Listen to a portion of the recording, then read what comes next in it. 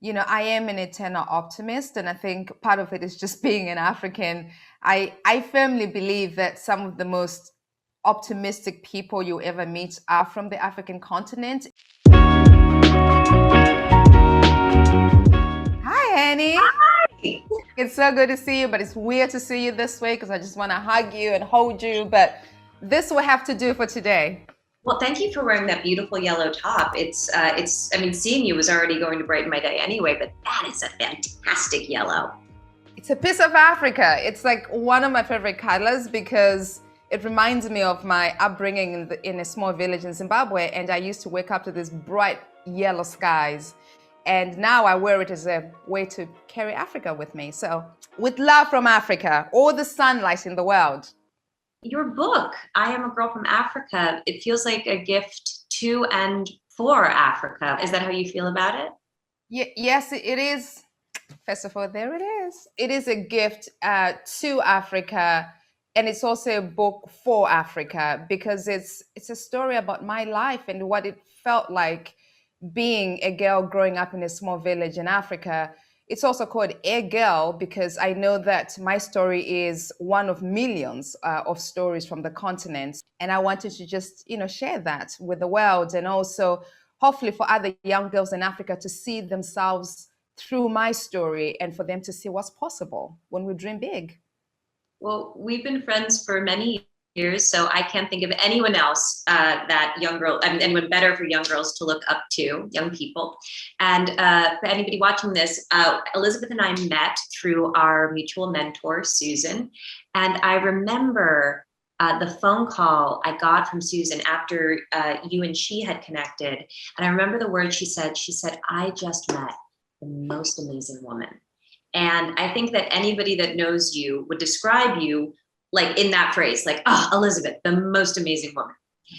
And so you called your book, I Am a Girl from Africa. Why was it so important to you to begin the story when you were a girl? I think it's very easy to look at somebody and be impressed by what they've accomplished, right? And or who they are from a title standpoint. I was just recently a senior advisor at the United Nations, and I think that's sort of the identity that people saw me through. And I wanted them to understand that there's a big backstory behind that I haven't always been this quote unquote powerful woman at the United Nations, that I was just a girl. I was a girl in a small village in Zimbabwe, but with a very, very big dream that refused to be defined by where I was born or be limited by my current circumstances. I felt so much of the book was a love letter to Zimbabwe.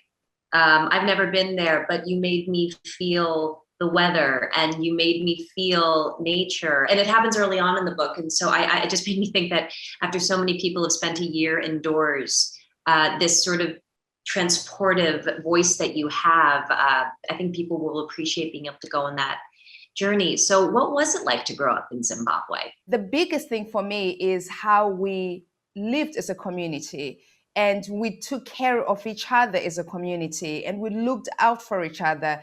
And that was just a lovely thing that if you needed anything, you only had to ask. And often someone offered what they knew you needed before you asked, because we farmed together, we shared our food together.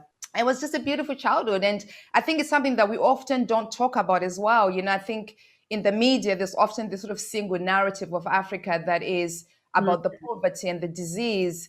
And nobody bothers to show just how lovely life can be and life is. And that was my experience growing up. I love to hear that your childhood had so much beauty in it, because when I think of you and the way you approach life, I can't think of anyone more elegant, chic, and with such an innate appreciation for beauty. Do you think you got that from being a child of Zimbabwe? I think so. I think I got the very core of who I am is literally inspired by where I come from. I remember as a child, my grandmother, my gogo, explaining to me that before I was anything else, I was foremost a child of the African soil. And that meant being incredibly blessed. And so, yes, my love for beauty, my love for community, my love for family is really because of how I was raised. You know, I think that it's so important because who better to share the good times with, but not every single time is good. Sometimes it's very difficult, and sometimes are extremely difficult. You had a near-death experience when you were a child. Would you mind talking about that? Yes. So from this really wonderful childhood, at the age of 8, everything changed in our village. We had a severe drought and literally left us with nothing to eat or drink. And we went for days without food. And I remember one day I was so weak from hunger that I was unable to move. And in fact, in my young mind, I thought I was going to die. And I was lying on the ground and almost thinking that this is it. But then a miracle happened. This girl in a blue uniform, who also happened to be an aid worker with the United Nations, found me. She gave me a bowl of porridge, and that literally saved my life. And this is also the moment when I then found out who she was, and I realized she worked for the United Nations. And I just thought, well, I too just want to be the girl in the blue uniform, because I have to find a way to make a difference in the lives of others or someone in a similar way that this girl had made a difference to my life. And so that was really the moment that sparked my dream to become a humanitarian. We were in the UN office when you told me that story for the first time. And then a few years later, we were sat at my kitchen table and you said, Annie, I'm writing a book and I have the first chapter. And I didn't realize that I was the first person that you read it to. Of course you were. Of course you were. Anyway, and that was the story. That was the first chapter that you had written, that you read to me. And I mean, I was obviously so moved. I knew the story, but that was the first time I'd heard your voice as a writer. And I knew just from those pages and just from my experience of being your friend that you and how hardworking, driven, and frankly excellent you are, that you would write something extraordinary, and you have. I found myself, I swear, on almost every page praying that every young person in the world would read this book, especially young girls in Africa. And I found myself also praying that every single person in a position of privilege and power would also read the book. Well, to hear firsthand a story of the triumph of grit and hard work and determination, because there were certain opportunities that you had a really wonderful education. Your family sacrificed so much to give you that education. You had loving family members, but you also faced so many obstacles along the way. And you talk about your beloved Gogo, who now feels like a member of my family. And you talk about the wisdom that she gave you that helped you in those moments. Can you tell us a bit about some of that wisdom, specifically Ubuntu?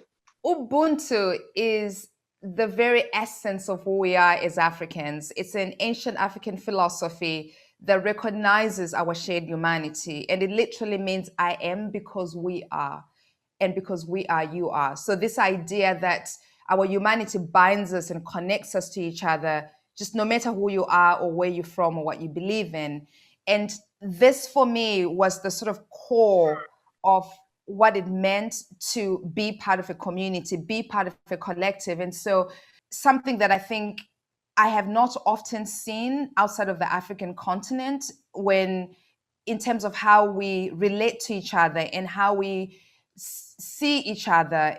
And this Ubuntu is really the understanding that when we recognize that we are all connected, then it's a lot more easier for us to treat each other with compassion. And for me, that sort of was the guiding principle. It makes you more determined, especially in pursuing a dream, because you realize that your dream is also a dream for your own community. And it was the fuel that gave me energy when everything else was falling apart. And I almost felt like my dream was never going to come true. But I knew there was a bigger purpose, and I knew that I had to do it because achieving my dream would also improve the lives of so many people. I just want to sit for a second and make sure everybody just heard that, because people talk a lot about what's wrong with the world, and then I look at you and some of the stories that you shared in the book so generously, and it seemed that that sense of community was an undercurrent through all of them, and that I don't think it's an overstatement to say that wherever you go in the world, you tend to create a community and you tend to bring those values with you. And I wrote a quote down. I felt like it was appropriate to this conversation and what your achievement is here. It's from Maya Angelou. And it says, if you're going to live, leave a legacy. Make a mark on the world that can't be erased. And you have made, if you did nothing else, you have made a legacy, but then you're continuing to make a legacy. And with this book, you're ensuring that it cannot be erased. You're sharing it. And I think that it's going to leave a huge mark on anybody who reads it, especially young readers. And then I was thinking about the legacy of your go-go as a loving grandmother, and it sounds like a huge member of the community, and the legacy of the UN aid worker who she left a legacy of service and medical training. I guess what I want to know is, what would you tell yourself at 8 in Zimbabwe? A girl who doesn't know the legacy that she's going to leave. So many things, actually. The first one is never, ever give up, because at the age of 8, I am lying underneath a tree, unable to move. I am starving and I think I'm going to die. But then I decide, because Gogo said you should never, ever give up. Even as weak as I was, I kept fighting, just spiritually, making sure that I wouldn't die at the age of 8. So that for me was one really important lesson that has even stayed with me, you know, much later in life. And as you know from the book, there were so many moments when most people would have given up. Yeah. And I didn't give up because of this lesson from Gogo that we never, ever give up. So that's one thing that I would tell myself. And then within that year, then finding out much later that the girl worked for the United Nations and learning that this is what I wanted to do. But it also felt so abstract, right? Because how was I going to work for the United Nations? I was living in Africa, and the United Nations was, you know, somewhere else in the world. But I realized that something I would tell myself is, your dreams are worth, you know, your dreams are worthy, and that they should never be limited by your current circumstances or where you're born. Had I had that, even that single thought that, well, how could I ever work for the United Nations? I would have never been able to have the courage to pursue that dream. So your dreams are valid, and you know, you should chase them no matter where you're born or what your current circumstances look like. I think that it's time to challenge that very phrase, no matter where you are born. I think it has to be especially because you were born, because, you know, as you're seeing, there tends to be a media narrative about Africa that focuses on poverty and doesn't paint a complete picture. And it's another aspect of your book that I think is so important. And what you were saying about which voices are elevated right now, the perspective that you bring is one that was, I mean, it was beyond refreshing, it was essential. And, you know, I think you talk about that in your book about the first team that you were on that was going to be delivering help to people with AIDS, but they didn't have anybody that had come from a community that had experienced the AIDS crisis on the team. But you brought that level of authentic experience, and that was your in. I did want to go back because it is a little hard, as someone who loves you, to hear you talk about and to have read about these difficult times in your life. It's just, I don't want to think about my friend under a tree starving. It is hard.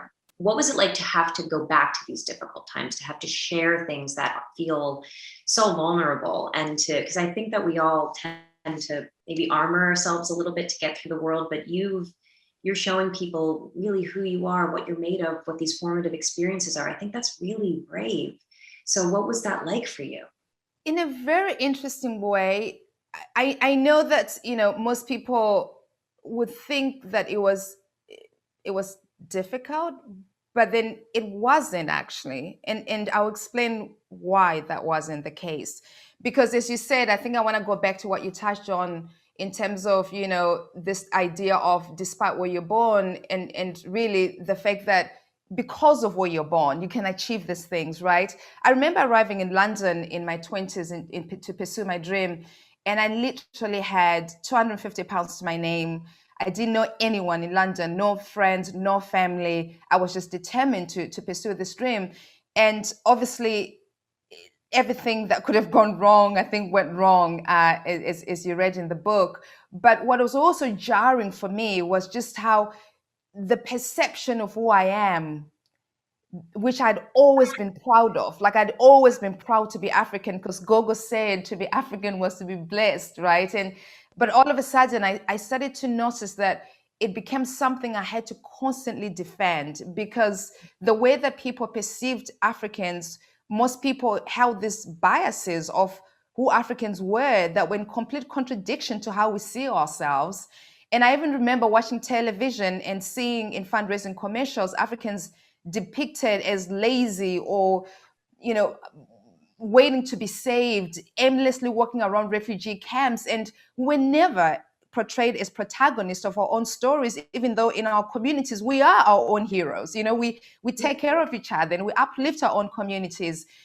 But then I also learned, though, you know, despite how painful that experience was, because even just trying to get a job became nearly impossible, because I knew that people saw me as less than, because I was this girl from Africa. I wasn't worthy of a job in a British company. But then I realized, you know, that some of this these sentiments were not always coming from a place of hate, but rather from misinformation and learned biases and what the media told them. And so that's really the first moment that sparked my dream to think, okay, one day I would like to write a book, and maybe I can be part of shifting that narrative and showing people what Africa means to me, the Africa that I know and love. And so that was really the first moment. And to go back to now, fast forward, now writing the book, I think once I made the decision that I was going to write the book, I decided that if I was going to do it, then it had to be the truth and nothing else but the truth. And I had to tell it as it happened and put my own discomfort to the side. So it was almost liberating that, you know, this is something that I'd wanted to do since the early 2000s, and I was finally being able to do it, and I was just grateful. And it made it less painful to relive. Well, didn't you just get like a great review from Oprah?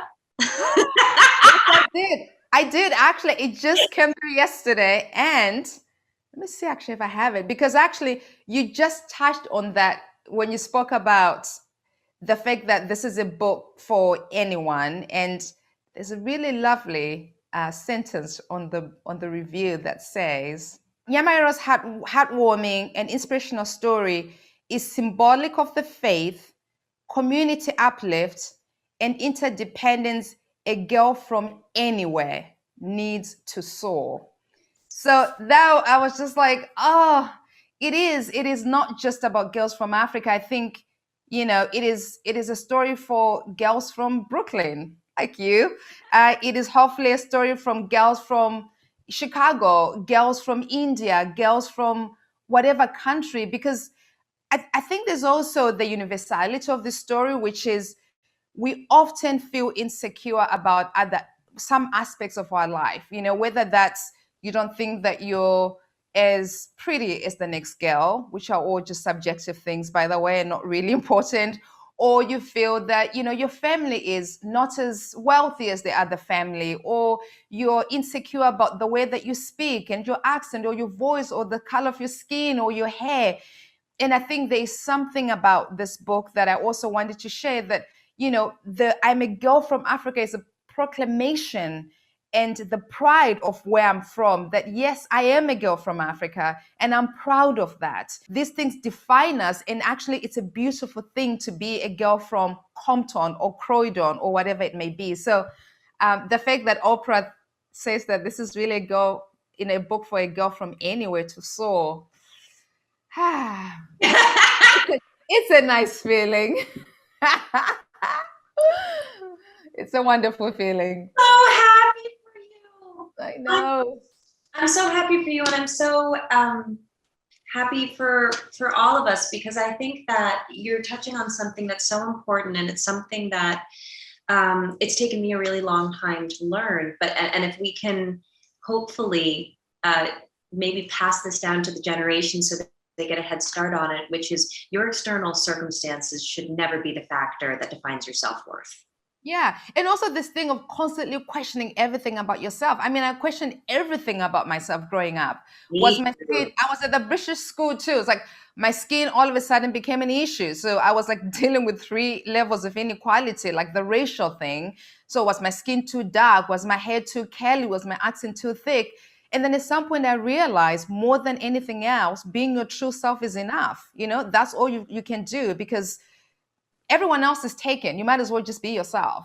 I mentioned earlier that I want people in power to read this book because your story is, you are remarkable. Your story is remarkable. What your family was willing to sacrifice and how hard everyone was willing to work in your whole community to lift up you, a girl from Africa, to be who you are now.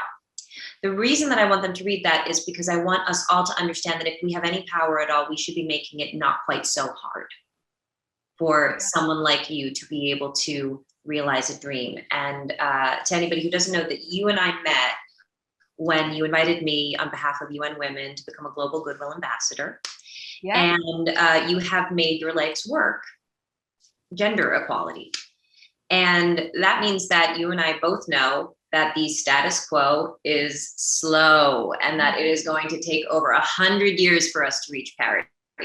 So my question is for you, as a brilliant woman and an expert, what is something that everyone can do immediately today to put an end to gender inequality?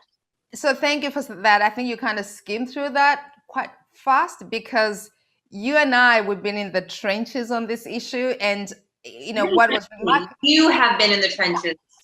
Well, you are also in the trenches with me because I think what was really interesting was also your courage to say, let's figure out a way to engage those in positions of power, because ultimately, as we know, many issues of gender inequality are about power: who has it, how they use it, and for whose benefit. And currently, right now, men make the majority of decisions across all levels of society. And you and I have been working as part of this HeForShe initiative, which is a solidarity movement for gender equality, to engage men, and in particular those in positions of power, to do more with that power in a way that serves all of humanity. And we have worked on very inclusive policies, which you have been a big champion of, for instance, paid parental leave, to also make it equal for women, because these inclusive policies not only benefit women, they benefit all of society. So having a company with paid parental leave ensures that men in those companies can also take time off and be part of raising children, which also frees women to pursue their own professional goals as well. But it's been an incredible journey, and I know we still have a lot more work to do, but it was so, I want to share one of my favorite moments, by the way, before I answer your question, which was, I remember speaking to Annie and we're talking about what needed to happen, and we were going to engage all these powerful CEOs, which we have. And then you said, but I'm now part of the UN, and I also want to make sure that we make it equal for the staff of the UN. Why don't we have paid parental leave policy in the UN? And we're like, wow, because it's a much more complicated thing. You know, it requires all the heads of states to agree to it. And you said, but can we just at least speak to the Secretary General about it? And Pumzili, who was my boss at UN Women, were sort of thought, well, that's a bit bold.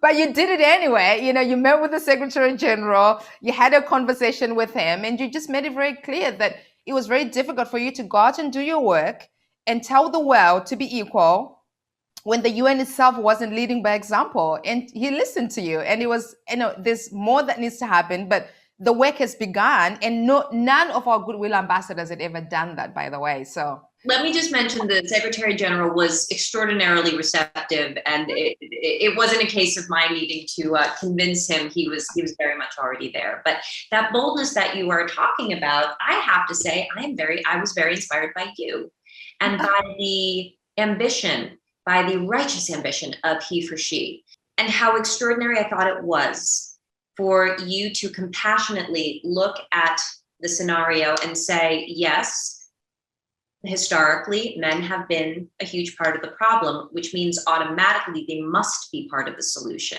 yeah, And you created a culture, a space within a culture for men who do want to uplift women. yeah. And by creating that space, we've now seen a lot of men step into it. Within a week of HeForShe being launched, wasn't there a HeForShe advocate in every single country Yeah. in the world? Yeah, and then 1.2 billion online conversations in just 5 days. And I think that is a really good tie into your previous question, which is what can we all do? And I think one of the things we can all do is to create solidarity and create this inclusive movements, because it's never going to work, right? If it's just one set of society working alone. And what HeForShe really did was to create a new normal of an inclusive approach to gender equality, which is about all genders being invited to the table to work alongside women and girls in creating these true societies of equality. And that's one thing we often miss, because if you look at the history, I mean, there are so many women that have come before us, Annie, that have made it possible for you and I to sit here today and have a chat, right? Because they've put in so much effort into creating gender equality, but yet we are still very far from where we need to be, because it's often been seen as an issue for women, led by women, and we can't do it alone. We need to have all of society, all genders working as a collective. And so that has given me so much hope that, hopefully with everyone, with all hands on deck, and we've seen some of that impact already, we can actually get there at a much faster pace than trying to do it alone. Back to Ubuntu. This is really, it's a movement that was built on the principles of Ubuntu, that if we're to dehumanize each other, we are also dehumanizing ourselves. And so it's really about us working together as a collective. I was speaking to someone recently, and we were saying that we were a little discouraged. The news can be pretty rough, and especially how people treat each other, that dehumanization that you were talking about, because it is very true and cannot ever be stated enough that when you dehumanize someone else, you are dehumanizing yourself first. Yeah. That means that you are not living in the fullness of your humanity, and that will lead you to suffer far more than you need to. So I was talking to this person, and she just said, Annie, I'm just trying to be a good person. And I said, you know what? I'm trying to do that too. So if you keep going, I'll keep going. And we know there's at least two of us. But that's what it takes, right? That's what it takes. I think if we all played our small part, and this is the thing that I often talk about, is a humanitarian, and I've seen it time and time again in communities, that it's when people take individual small actions to make a difference, often those small actions culminate into big change, right? So the more of us doing it, then the quicker we can create progress. So thank you. And I'm putting up my hand. I'll be the third one. I have two final questions, if you don't mind. No, not at all. Elizabeth, what can a girl from Africa teach the world? A girl from Africa can teach the world how to live with compassion. I actually think that Ubuntu, the very essence of who we are as Africans, could be one of our greatest gifts to the world. In fact, there's one of my favorite authors is a guy called Steve Biko. He's now passed, but he was an anti-apartheid activist in South Africa. And South Africa went through this horrific period, 42 years of oppression, the majority of Black South Africans being oppressed by the minority white South Africans. And he was one of the people at the forefront of trying to end this racial injustice. And he once wrote something along the lines that the great powers of the world might have done wonders in giving the world an industrial look, but the greatest gift still has to come from Africa, giving the world a more human face. And he believed that the emotional component in Africans was much more stronger, which made it more likely for us to feel compassion towards others. I actually think this could be one of those things that, we've often seen ourselves as we see the humanity in each other, even our greeting, right? So I grew up in a small village in Zimbabwe, and our Shona greeting, which is our official language, is Tiripo Kanamakadiwo, which literally translates to I am well as long as you are well. And that's how we greet each other every single day. So imagine being greeted that way, right? So it's a way for us to remind of each other every day that we are part of a collective, and that if one of us is unwell, then none of us are unwell. So I think this could be one of the greatest gifts that we can, as a girl from Africa and my entire 1.2 billion continent of people, can teach the world. Again, I just want to sit with that again. I think that you're right. If it's okay, I'm gonna make that my greeting too. Because when people ask you, I don't like saying, I'm okay. I don't like that. It's never sat well with me. I am well if you are well, to me seems to be where it's at. Well, that's it. But I mean, it's such a beautiful thing, right? Like imagine being greeted that way every morning, like someone actually saying that to you. I'm well as long as you are well. And them taking time to actually, understand if you're well, because they know that if you're unwell, then they are unwell, and then they are going to feel motivated to do something about that. So I think that's something that we can learn from Africa in a very profound way. And I think that it's an invitation, isn't it? Because Yeah. it's an invitation to just say, I'm here, I see you, I receive you. How Yeah. are you? Because also, how many times, by the way, and if I've found myself doing this, like when I'm in Africa, when someone actually greets me this way, I actually take the time to think and then respond. I've often said sometimes here, people ask me, because I also know they're in a hurry and they are not really wanting to hear my whole drama of what's happening in my life. And they will say, how are you? And I'll say, I'm good, even though I'm not good, right? I may be struggling that day, but I just kind of feel like, well, I don't want to take too much of their time. And that's something that I miss, about living in Africa. It's just the fact that when people actually ask you that, they actually mean it and they actually want to know. That's something that's really beautiful about where I'm born and where I come from and about my culture, that I'm so proud of, that, we do take the time to listen and to talk to each other and to see each other, like really see each other. Because where else is there to hurry to? What else really is there except this? And I know we're doing this through Zoom, but for real, I don't. Thank you. What else is there? Which leads me to my last question. Okay. When can I cook you dinner? By the way, you are like, people might not know this about you, but like you make mean meals. Like you're I love dinners at your house. They are like so special. So let's get that out of soon. Oh my gosh, that would be a really good night. That would be because that would mean that so many things would have healed and come together, and we'd be through so many things if you and I could have a meal together. So I'm going to hold that's going to happen at some point. And just thank you so much for this book. Thank you for this time. Thank you for being so open. And I'm gonna sing a Golden Girls lyric. Thank you for being my friend. So anyway, Elizabeth, thank you so much for your time. Thank you for your beautiful words, your inspiring words, and I'm so proud of you, my friend.